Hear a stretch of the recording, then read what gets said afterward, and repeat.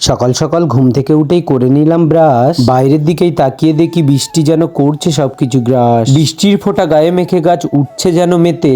এমন বৃষ্টি মুখর দিনে তালের বড়া বলো না কেমন লাগে খেতে। সো হে হ্যালো এভরিওয়ান, কেমন আছো তোমরা? আশা করি অনেক ভালো আছো। আজ সকাল সকাল ঘুম থেকে উঠেই দেখলাম শুরু হলো প্রচুর পরিমাণে বৃষ্টি। আর এই সুন্দর প্রকৃতিটাকে সৃষ্টিকর্তা করেছেন না জানি কত অপরূপ ভাবে সৃষ্টি। তারপরে আমি এই বৃষ্টির ফোঁটা স্পর্শ করার জন্য বাড়িয়ে দিলাম বাইরে আমার হাত। আর বৃষ্টির ফোঁটা হাতে পড়তেই অনুভূতি হলো অন্যরকম, পাশাপাশি শরীরে জাগলো অন্যরকম শিহরণ। এই বৃষ্টির দিনে স্কুল থেকে ছোটবেলায় ভিজতে ভিজতে বাড়ি এসেছো বলো না কয়জন। বেশ কিছুক্ষণ পরে শুরু হলো আরো প্রচুর পরিমাণে বৃষ্টি। তাই আমি নিয়ে বসে পড়লাম মায়ের হাতের স্পেশাল তেল দিয়ে বানানো পিঠে ও তালের বড়া অথবা তালের পুরুলি। বেশ ঘন্টা দুই বৃষ্টি হওয়ার পরে একটু থেমে গেল আকাশটা। আর আকাশটা থামতেই বাইরে বেরিয়ে বাড়ির উঠোনে পেয়ে গেলাম বড় সাইজের একটা কই মাছ। মাছটা দেখতেও যদিও পেটের অংশের দিকে ছিল টকটকে লাল। নতুন ভিডিও আসবে আবার বন্ধু আগামীকাল।